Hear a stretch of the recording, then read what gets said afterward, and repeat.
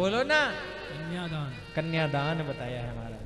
कहते हैं उस वो घर पवित्र नहीं होता जिस घर से बेटी का कन्यादान नहीं किया जाता महाराज। और जब बेटी विदा होती है तो महाराज यही प्रार्थना करती है कि जिस घर से मैं विदा होकर के जा रही हूं उस घर में कभी किसी प्रकार की कोई कमी ही ना होवे महाराज। वो बेटी चावल खील हाथ में लेती है और पीछे छोड़ते हुए जाती है कि मेरे पिता, मेरे भैया, मेरे चाचा, मेरे ताऊ, मेरा पूरा परिवार जिस घर में खेल कूद करके मैं बड़ी हुई उस घर में कभी किसी प्रकार की कोई कमी ना होवे महाराज। जिस प्रकार घर में बेटा होना जरूरी है उससे कहीं अधिक बेटी का होना भी जरूरी है, क्योंकि लिखा कि जिस घर में कन्या ना होती वो घर नहीं समझा जाता है, वो घर नहीं समझा जाता है, वो घर नहीं समझा जाता है। जो कन्यादान नहीं करता वो पिता नहीं कहलाता है, वो पिता नहीं कहलाता है, वो पिता नहीं कहलाता है।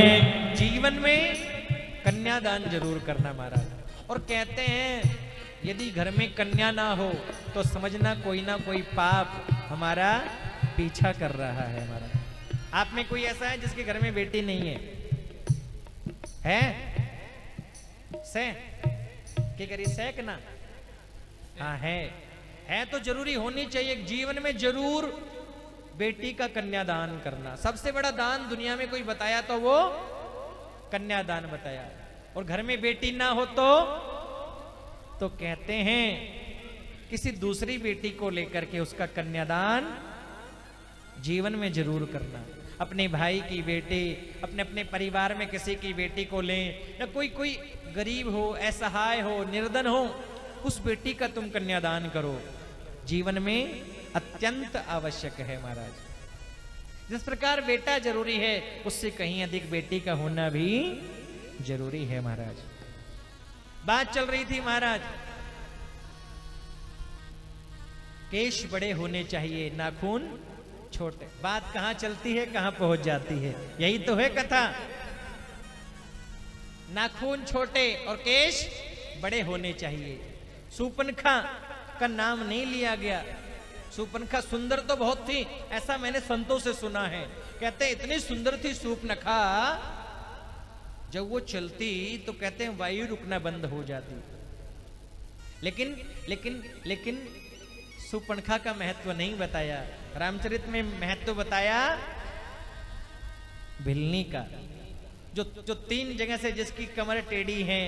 गुरुदेव बोल करके गए हैं कि राम जरूर आएंगे। उस भिलनी को हाथों से झूठे बेर भगवान खा रहे हैं। वो भिलनी मीठे मीठे बेर खा रही हैं और वो भगवान को खिला रही है। आपने सुना था राम कथा में पूरी तरह से, है ना? और भगवान राम कहते हैं कि कह रघुपति सुनी भामिनी बाता, कह रघुपति सुने भामिनी बाता, कह रघुपति सुन भामिनी बाता, कह रघुपति सुने भामिनी बाता।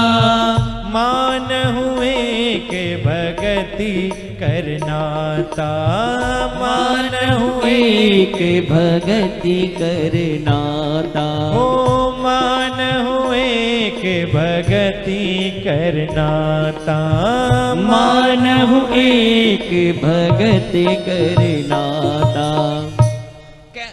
रघुपति सुनु भामिनी बाता, मानहु एक भगति करना।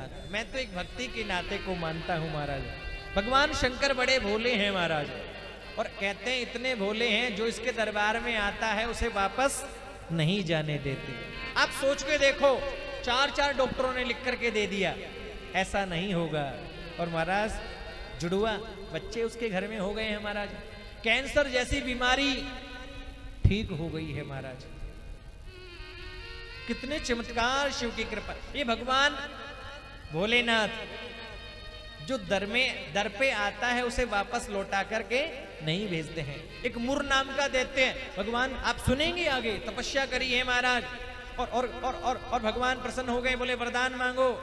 वो दैत्य कहने लगा महाराज ऐसा वरदान दे दो कि जिसके सर पे हाथ रखूं वो भस्म हो जावे। भगवान शंकर ने बोल दिया तथास्तु। अब सोचने वो दैत्य सोचने लगा, बोले जरा प्रैक्टिकल भोलेनाथ तुम्हारे ऊपर ही करके देख लेता हूं। अब भोलेनाथ आगे आगे और ये दैत्य भस्मासुर पीछे। ये भस्मासुर तो नाम बाद में हो गया, बोले जिसके सर पे हाथ रखेगा वो भस्म हो जाएगा, नाम हो गया भस्मासुर। अब भगवान शंकर को कहने लगा बाबा जरा आपके सर पे हाथ रख के देखूं। अब भोलेनाथ सोचने लगे वर दिया है झूठा हो नहीं सकता। अब भोलेनाथ आगे आगे, ये दैत्य सोचने लगा मैं भोलेनाथ को तो खत्म कर दूंगा और पार्वती को साथ में लेकर के चला जाऊंगा।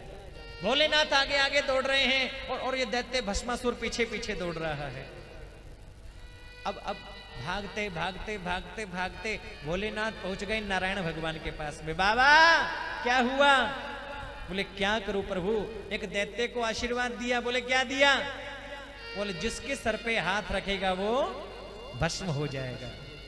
भगवान नारायण कहते हैं बाबा ये कलयुगी भगत हैं, ये पिलपिला अमरूद चढ़ाते हैं तो उसमें भी बड़ा खतरा होता है।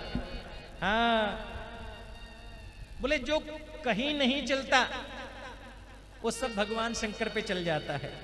हाँ अब अभी मैं कुछ दिन पहले कहीं रुका था, एक बहू बोल रही थी मम्मी ये कल 2 दर्जन केले लेकर के आए थे, 4 केले खराब हो गए, फेंक दूं क्या? बोले फेंक मत। बोले क्या करोगे? बोले सुबह भोलेनाथ के मंदिर में जाऊंगी, शंकर भगवान पे चढ़ा जाऊंगी। हाँ जो कोई स्वीकार नहीं करता है भोलेनाथ स्वीकार कर लेता है ना। अब भोलेनाथ से भगवान नारायण कहने लगे बाबा ये कलयुगी भगत हैं, ये पिलपिला अमरूद चढ़ाते हैं उसमें भी बड़ा खतरा होता है, तुमने वरदान दे दिया जिसके सर पे हाथ रखेगा भस्म हो जाएगा। भोलेनाथ कहने लगे हे नारायण अब की बार रक्षा करो, आगे से ऐसा नहीं करूंगा। भगवान नारायण मोहिनी रूप बना करके आए, लिखा कि मोहन बन गए नर से नार करके वो 16 सिंगार। मोहन बन गए नर से नार करके वो 16 श्रृंगार। मोहन बन गए नर से नार करके वो 16 सिंगार। मोहन बन गए नर से नार करके वो 16 श्रृंगार। चूड़ी पहनी लगाई है बिंदी माथे पर। मोहन बन गए नर से नार करके वो 16 श्रृंगार। चूड़ी पहनी लगाई है बिंदी माथे पर। चूड़ी पहनी लगाई है बिंदी माथे पर। चूड़ी पहनी लगाई है बिंदी माथे पर। भगवान नारायण ने श्रृंगार किया, लिखा मोहन बन गए नर। मोहिनी रूप धारण भगवान ने किया और घूमते घूमते भस्मासुर के पास आकर के खड़े हो गए। बोलिए मोहिनी भगवान की जय हो। भगवान सामने आकर के खड़े हो गए। भस्मासुर दौड़ा, अरे रुको रुको कहां जाते हो भस्मासुर। और जैसे ही मोहिनी अवतार भगवान को देखा ये तो मोहित हो गया महाराज। और कहते हैं भगवान ने उसको बीच में रोका और ऐसे ऐसे किया और कहते हैं जैसे ही भगवान मोहिनी ने अपने हाथ को सर पे धरा ये तो सब सुध-बुध भूल गया और भस्मासुर ने भी अपने सर पे हाथ रखा और ये भस्म हो गया। ऐसे हैं भोलेनाथ, बड़ी कृपा करते हैं महाराज ये भोलेनाथ। मोहिनी अवतार भगवान ने धारण किया है। शौनक आदि ऋषि सूत जी से पूछते हैं, 88,000 शौनक आदि ऋषियों ने सूत जी से पूछा, लिखा कि एहि सूते महाप्रज्ञ सर्वसिद्धान्तवत् प्रभो आख्याय मे कथा सारम पुराणानाम विशेषतः। हे प्रभु आप कोई ऐसी कथा सुनाइए जिसके सुनने से सब दुख दूर हो जाए। बोलो शंकर भगवान की, जय हो। बोलो हर हर महादेव। जोर से बोलो ना, हर हर महादेव। अरे पीछे वाले भी, हर हर महादेव। हाँ ध्यान रखना है